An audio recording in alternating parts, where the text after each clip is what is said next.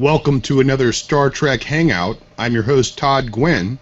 We have with us tonight co-creator of the Star Trek Hangouts, Brandon Coles. And our guests in this episode are the creators of TREKYARDS, Stuart Foley and Samuel Cockings. Welcome to the show, gentlemen. Hello, Stuart. Hello, thanks for having me. And hello, Samuel. Hello, Todd. Great to be here. Excellent to have you. Now, if members of the audience out there are Star Trek fans, which presumably they are, and they spend any fair amount of time online, they may already be familiar with our guests' backgrounds. But Stuart, you of course have a lot of video content under the name of Captain Foley. Tell us about your background. Well, I've been interested in Star Trek my whole life. My older brothers used to build Star Trek ships and light them way back, like 25 years ago when I was like 13, 12, 13. So that really struck me, and I became quite fond of Star Trek ships. My brothers taught me how to build models. And so I built quite a few models years past. I kind of got out of it for a little while, about 5 or 6 year period where I wasn't building models, and then I got back into it. And I started I started doing Star Trek ships, and I would watch YouTube videos on how to, get tips and tricks on how to build them. And I never really thought about putting on a YouTube channel. And then finally, along comes the 350 scale TOS Enterprise from Polar Lights, which I have been waiting for a long time. I've always wanted a big TOS Enterprise that was lit, but they were just too expensive to actually buy because they're like $1,000, $1,500. So I thought, why not build my own? So I bought it, and don't get me wrong, it wasn't cheap. Spent about $600 on it for the lighting kit, the paint, everything. Got it built, and it was really impressive, and I posted a few pictures online, and people were very positive reactions about it. So I kind of figured, why not start a YouTube channel? And it was kind of the highlight of my YouTube channel at the beginning, so I showed it off. And then I started showing off my Star Trek collection, and then I thought, why not, since I build models, why not do some instructional videos for other people so that they might be able to learn from that? And that's kind of where Captain Foley came about, and I've been doing that ever since. And they're very informative. I've watched a lot of them, even though I'm not a modeler. And I noticed your 350 Enterprise is up for a vote on Facebook. What's the name of the group that it's in? It's the Star Trek Modelers group. I actually won Ship of the Month, and then I won Ship of the last quarter of the year. So starting on Wednesday, I believe, you can vote for it. It's for Ship of the Year. So that would be kind of cool. I noticed that Doug Drexler himself voted for your ship. He did, actually, and he actually sent me a signed business card that says "Go Boldly," which is kind of neat considering we're just getting this TREKYARDS thing into gear. So we are kind of going boldly. Yeah, that's got to be really inspiring. Yeah, it is. Now, on to Samuel. You're an independent filmmaker. And Samuel, please give us a little bit about your background, especially in the fan film community. Yeah, well, I mean, I started making films sort of at the end of high school, so 5 or 6 years ago, under Power 543, and just sort of did bits for the course and bits outside of it, and just sort of realized that was my passion. Came to university, they had all the better kit, the actual a green screen studio, and after my first year, I thought, I've got to make a Stargate fan film. Not Star Trek, but Stargate, and I did that in 2012, and within 3 months of being released, it was the #1 Stargate fan film in the world on the internet, which was pretty amazing. And over the last 2 years, we've had actual celebrities in the show commenting on it via cons and other appearances, and they've said it's great, which is pretty awesome. And I'm also a big costumer. I've got about 8 different sci-fi costumes from Farscape, Star Trek, Stargate. You can keep naming them, but yeah, that's quite a passion of mine. And then Star Trek related, in 2012 I did a Kickstarter before Kickstarters were cool, pretty much. Around the same time as Renegades did theirs. Didn't get as much, obviously, but yeah, raised about £2,000 to make the first multi-era fan film, which would combine all the different eras from Enterprise to Nemesis. And that's sort of been in production for the last 2 years, and it's releasing on a, well, I won't say, but it's releasing in early 2015, and that's really exciting because it's the first of its kind. As a full 60-minute, originally 20 minutes, now it's 60 minutes, and it's pretty cool. So that's where I'm coming from. So I'm sure that all the fans of fan films out there, especially Star Trek fan films, are ready to see Temporal Anomaly, Star Trek Temporal Anomaly, and you say it only raised so much, but it raised every bit that you asked for. It was a successful Kickstarter, was it not? I think 117%, which is pretty cool, yeah. And I've improved so much. Very inspiring as far as moving forward on that project. Yeah, and I've certainly improved a hell of a lot since I started. I mean, I'm doing leaps and bounds. I learned Lightwave, which was the CG visual effects software used for Voyager and DS9. I learned that from scratch, and I'm doing some reasonably nice CGI. I've got a teaser out there which you can see on YouTube, and I'm sort of loving that. So, if you told sort of 5-year-old Sam you would one day make a fan film and you one day be able to make your own ship, wouldn't believe myself, because it's quite a dream come true sort of thing. But that's exciting. 2015, guys, it's going to be good.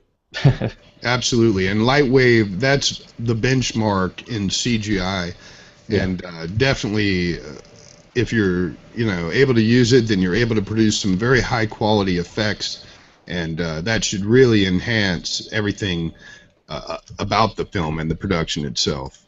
One difference, I guess, about my film, some other fan films, that I'm doing everything myself. I filmed it, edited it, wrote it, directed, and then visual effects myself.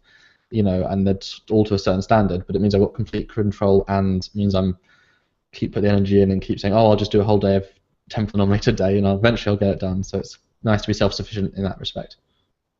So then it was Star Trek that brought the two of you together to create what we're going to talk about here tonight, which is TREKYARDS, which is a show that's ships of the line online and more, where you talk about the details of various ships and whatnot.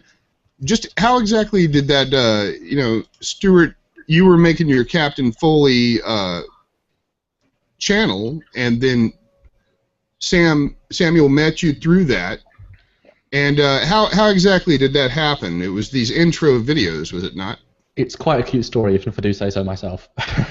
Yeah, like I said earlier, I was starting to make videos, tutorials about model building, and I thought, why not do captain's logs, where when I'm out for my walk, I just kind of talk about things that come to mind. And I had mentioned that it was my birthday, and then sure enough, I get an email from Samuel, and it's got my very first intro with Captain Foley and the shuttle coming through my name, and the Constitution class cruising on by and going into warp, and I just loved it because I'm a TOS fanboy. So yes, you are. I got in touch with him, and we started talking, and then we found out we both absolutely love Star Trek ships, and this idea just kind of snowballed, and here we are.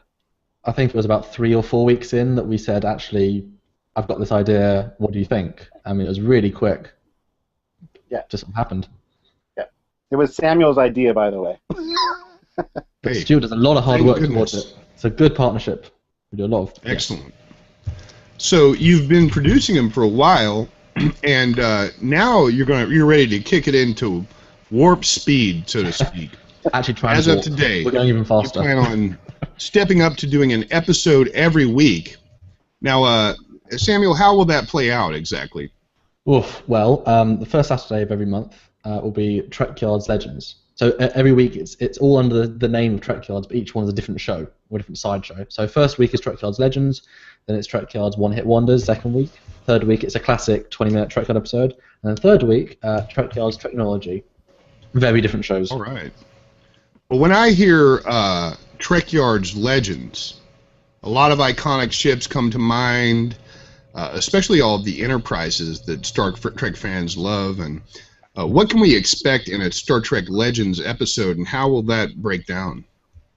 Well, Star Trek Legends, like you said, is going to be all the main ships from the shows. So all the Enterprises, we're going to look at really famous ships, ships you see a lot of. So we've got the Defiant, all the main ships, and there's a few little surprises that we have lined up for you guys. But anything you think that is iconic and represents Star Trek, and when you think Star Trek, you think of this ship, it'll be in the Legends series, I'm sure. Well, it's in the title, isn't it? This is a legendary ship in the Star Trek universe. Yep. Thumbs up. So a ship like the Enterprise, I know you've been doing 15, 20-minute episodes. it would take more than that to cover that ship, I would take it.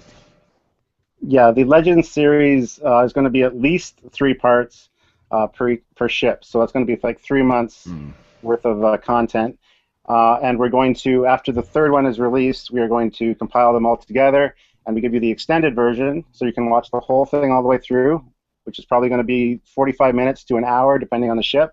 Yep. And we also add extra little bonus features that weren't in the mini 3-part episodes. So it's going to be a little bit of an extended run. You get to hear more from us. So. And it's So definitely you worth will watching. go in depth on them. That's good to hear. And then putting them all together as a big episode like that, that's a great idea too. And it is worth watching because it is about 10 minutes longer on average, so it is worth watching.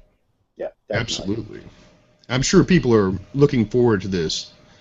So then in each second Saturday of the month, you'll give us TREKYARDS one-hit wonders. Now there have got to be a lot of ships people think of when they hear about this. Can you reveal some of those ships that you'll cover, or should I say uncover for us? Well, obviously it's a brand new show. We don't want to give too much away, but it's there's one-offs in Voyager and DS9 and TNG that may have appeared for even a minute of screen time because we want to get all the information on the really rare ships.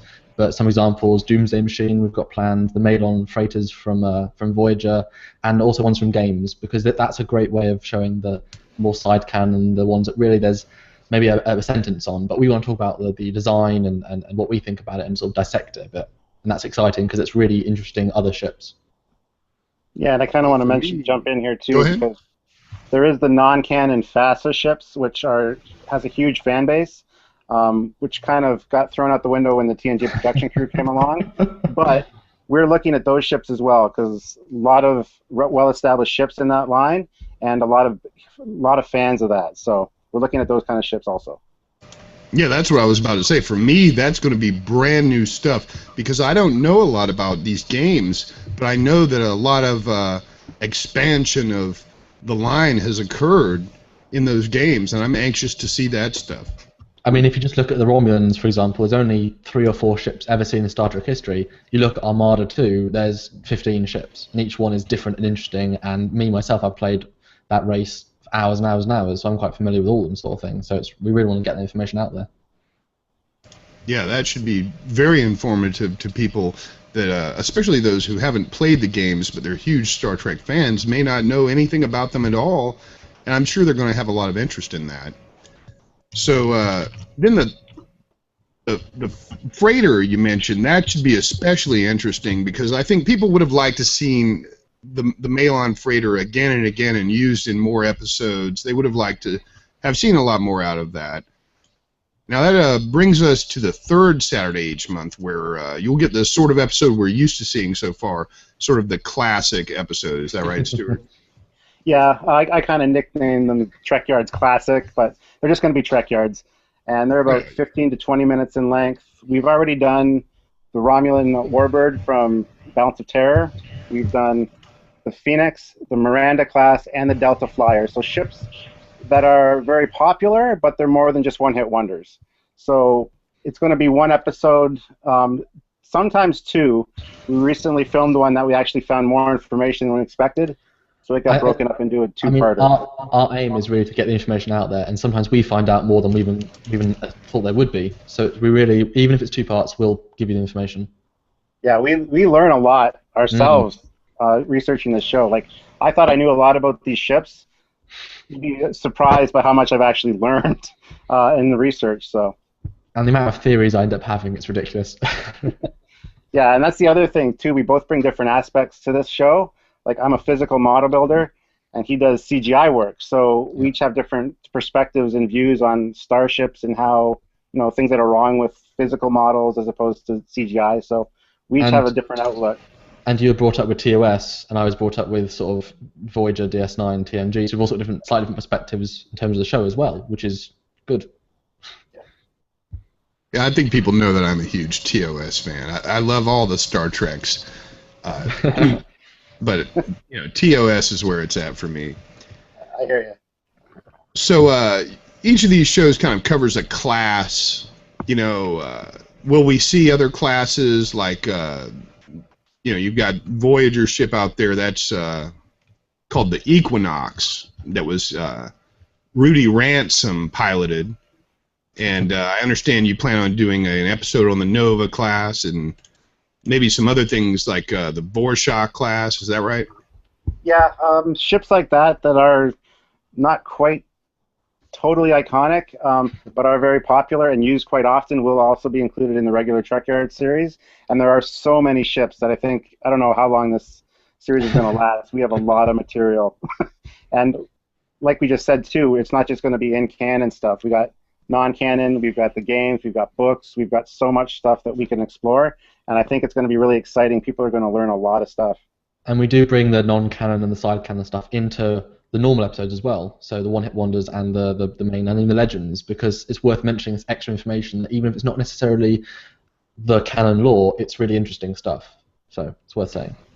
Then there's stuff I hope to see personally, like you hear in the fan universe so much about, but you never really see, like the Daedalus class, these older ships that are big, huge, not saucers, but big ball spheres with nacelles on them and stuff like that. And then you had that odd trapezoidal ship, the Antares, that I'm sure people would like to hear about that kind of thing too, of course. Yeah, it's funny you mentioned the Daedalus. Actually, I'm looking forward to actually getting into that ship. I want to learn. Yeah. Absolutely. I think a lot of people want to know more about that. Now, it sounds like everything will be great, and I think these episodes will really go down in history as a useful resource for Star Trek fans worldwide. You know, and you're bringing to the table here something like what Doug Drexler does and what he's done to keep the interest in ships peaked for the Star Trek fan base. Now, we're kind of hoping to be the. Oh, sorry. Go ahead. No, go ahead. I was going to say we're kind of hoping to be the go-to. You know, like check out a TREKYARDS episode if you want to learn about a particular ship, and we always welcome comments and suggestions on our videos. Like if you know a fact about the ship that we didn't cover, feel free to chime in on the comments, and then other people can read that and know more about the ship. So. And we always do fun verses at the end. I definitely want to know if you think they would win. I had a debate with someone about one of the episodes, and it's just they completely disagreed with me, and it was fun though. Yeah. All right. Now we still haven't talked about the fourth Saturday of each month, which is TREKYARDS Treknology, and well, Samuel, what is that? What can you tell us about that? Well, obviously, TREKYARDS is the ships, but ships don't run on nothing; they run on technology. So we want, and this is the Stuart sort of side of it. He pitched the show. I pitched One Hit Wonders. We really wanted to tell you how they work. I mean, a ship is made out of sensors, deflectors, weapons, torpedoes, quantum. I mean, everything is different, and everything is so interesting. And unlike lots of other science fiction, Star Trek goes in depth, and they explain. And there's technical manuals and everything. I mean, there's just the Scotty's Guide to Enterprise refit. It's just so in depth, and we want to get the information out there as well. Like Stuart said, maybe become the go-to place. So, like I said, each fourth week, we're going to be producing TREKYARDS Treknology, which is aiming to be a two-parter normally, unless there's not as much to talk about, on the technology of Star Trek ships or other. So some examples we've got, not the first couple, because again, spoilers, but down the road, we'll be looking at phasers and shields, obviously, holodecks and transwarp, and really cool things like that. And we're going to look at all the in-depth stuff. Yeah, undoubtedly, everybody wishes they had a replicator at their house, for instance. And, you know, looking into the practicality of the existence of such a thing, is it even possible that such a thing could ever exist? We hope. Would be something interesting to hear about, you know? Well, that's the funny thing, too. Like with our regular TREKYARDS episode, we always have a versus against another ship at the end, where Treknology is a little different. We each talk about how we would use that technology in today's world if we got a hold of it, and whether it's practical, how soon we see it coming about. So we have a good discussion about it, and like I said earlier, too, we encourage everyone to join in on those conversations. And what we're doing is sort of the core first view, is we're going to look at the Federation versions and the basics of this technology, and then hopefully down the line we're going to look at the variations, maybe the JJ Universe stuff and the other odd variations. So transwarp, maybe the Borg transwarp is different to the Federation version of episodes. So we want the core ones first, and then we'll move on to the more other interesting ones. Well, I'm sure people would like to know what's the difference in a disruptor and a phaser, for instance? You know, like why is it that that is different, and what have you? And certainly the Borg, who assimilated all technology from all of these different alien races, certainly have a lot to talk about as far as technology goes, I'm sure. Mm-hmm. So I guess we're going to wrap up. We've announced your new big plans starting here in December of 2014. Every week there's going to be a new episode of TREKYARDS. 6th of December. It's just coming up next Saturday. And is there anything else you wanted to talk about before we wrap up? Well, some of you are probably thinking, what happens if there's 5 Saturdays in a month, which does happen occasionally. Yes. We kind of, those Saturdays we're probably going to do like a bloopers reel, because trust me, we've had some interesting, funny bloopers. Oh, dear. We have some good interactions, him and I, so we could do blooper reel. We might do a special ship. There's lots of stuff we could do. We just change it up every 5th Saturday, announce something new maybe. All right. Well, everybody out there, you can keep in touch with TREKYARDS through the TREKYARDS website at trekyards.com, where you can find all of their episodes as well as links to their social media outlets at Facebook, Google+, Twitter, and YouTube. And I want to thank everyone, for coming out tonight, and everyone for joining us. First of all, thank you, Stuart. Oh, thanks for having me here. And thank you, Samuel, very much. Absolutely, great to be cross-continental with you all. We're glad to have you. And thank you to Brandon Coles, creator of the In Memory and Honor of DeForest Kelley Facebook group. He's our programmer here at Star Trek Hangouts. Let's just get him on screen there. Hello. Thank you, Brandon. Hello, everyone. Thank you. And thank you to our panel members. Tonight we just have one sitting in. That's Dottie Savides. Hello, Dottie. And thank you to all of our audience members from here into the future. And you can stay in touch with Star Trek Hangouts by going to StarTrekHangouts.com, where you'll find links to our presence on Facebook, Google+, and Twitter. And we look forward to seeing you all at the next Star Trek Hangout. Until then, live long and prosper. Bye-bye. Bye, guys.